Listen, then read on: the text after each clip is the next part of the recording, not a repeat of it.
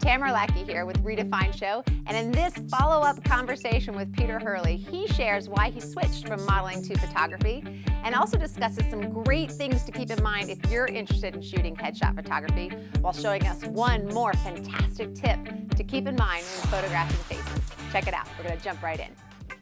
Adorama TV presents The Redefine Show with Tamara Lackey, bringing fresh ideas and equipment favorites. You can check out much more content with photographers by watching Adorama TV. I am here with Mr. Peter Hurley. So obviously you came out of the model background, and that would make sense that you go a little into photographing people, but what cemented it for you that you wanted to work with people? Like, what did that mean to you? Honestly, it was like money. To tell you the truth, it was like I started shooting models because I was one and I had access to my agency. So I went into my agency and I said, hey, I picked up a camera. Do you mind if I photograph any? And it was guys at the time. I didn't have a makeup artist, so I didn't shoot any women. And she's like, yeah, you could shoot, you know. So I actually grabbed one of my friends and I shot him in the subway. And I was like, I photographed him in the subway. Sorry. And I brought the pictures and she was like, oh my gosh, you're really good. You can photograph anybody you want. Wow. And then that's how it started. So, but then I was trying to charge models, and it's hard because if they're modeling in New York with an agency, they generally have a pretty good look and a lot of photographers would want them in their books. So they don't pay very much. So I had a model that wanted to get an actor's headshot. And these headshot photographers created this market in New York where a headshot cost between $800 and like $1,000 back at the time. And I was like, wow, oh my gosh, if I could like do that and like figure out how to make a living at this. I was the model, actor, bartender dude. I was like bartending till 4 a.m. I remember I did this job. I bartended till 4 a.m. I got on the set, I fell asleep. The client called my agent. You know the model's sleeping? I was like, this is not good anymore.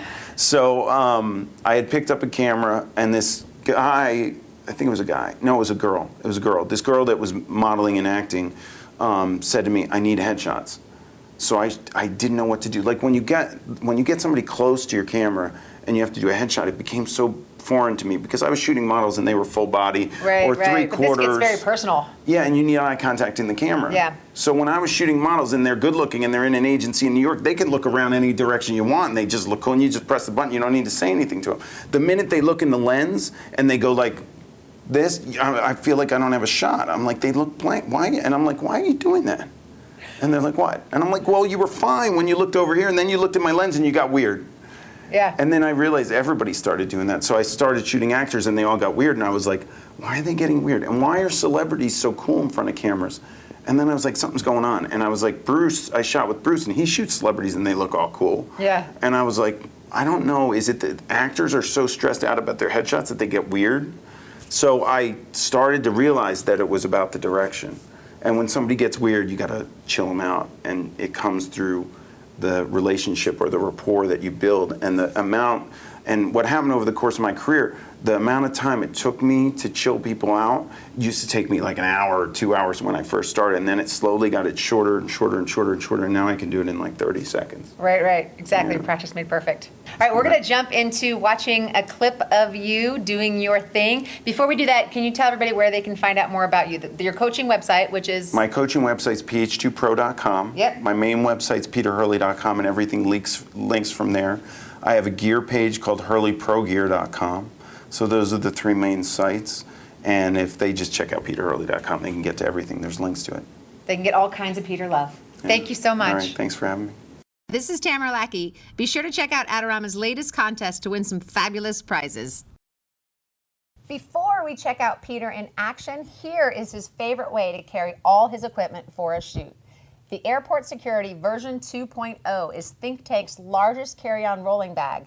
It allows you to carry 2 or more pro bodies, up to 6 lenses, 2 flashes, and all the little accoutrements that you might need, built to ensure that everything is protected and conveniently traveling right by your side.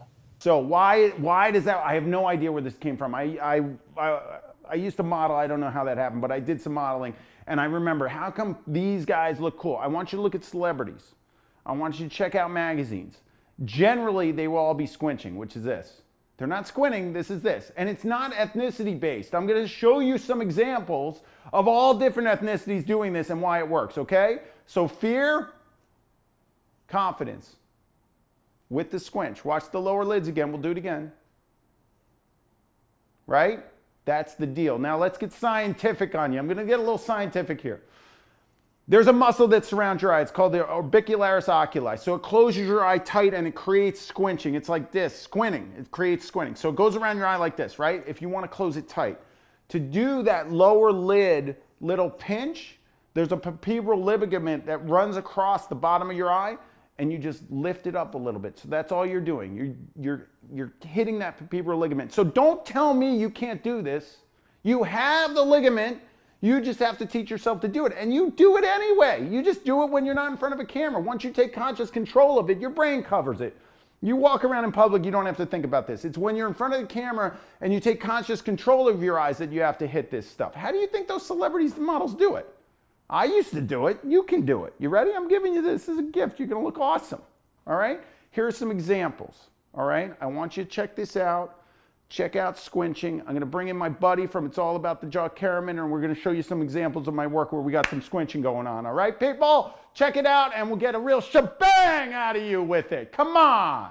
Okay, guys, so look, I had to bring in Karaminder. He did It's All About the Jaw with me. He did a phenomenal job. He's a professional at squinching, so I had to bring him in to illustrate my point. Say hi, Karaminder. Hello. Okay, so here we go. Now, I just want you to go normal, relaxed eye. Just look in the camera with a normal, relaxed eye. Okay? Now, I want you to do what most human beings do when they look in the camera. Absolutely. Deer in the headlights. Go bigger. There you go. Now, relax. Not your whole body. You don't need to, like, tremble. Now, I want you to go relax. Now, I want you to throw in a squinch. Throw it in there. Yes, sock it to him. You ready? Now, show him the palpebral ligament. Show it to him. Come on, give him the palpebral ligament. There you go. There it is. You see that? He's got it. He's on the move. Come on. Bring it in for a landing. You got it? Bring your nose slightly towards me. Give him that. Give him a little jawline action at the same time. We're going to double it up here. Guys, so it's all about the squinch, and I brought in Karaminder just to do that. So thank you very much, Karaminder. You're welcome. Go big eyes one more time. Don't do that, people! Shebang! Thank you, Peter, so much for both great interviews and both great tutorials. Join me here next time on Adorama TV, and please don't forget to subscribe to Adorama TV for some amazing content by some of the best photographers in the field.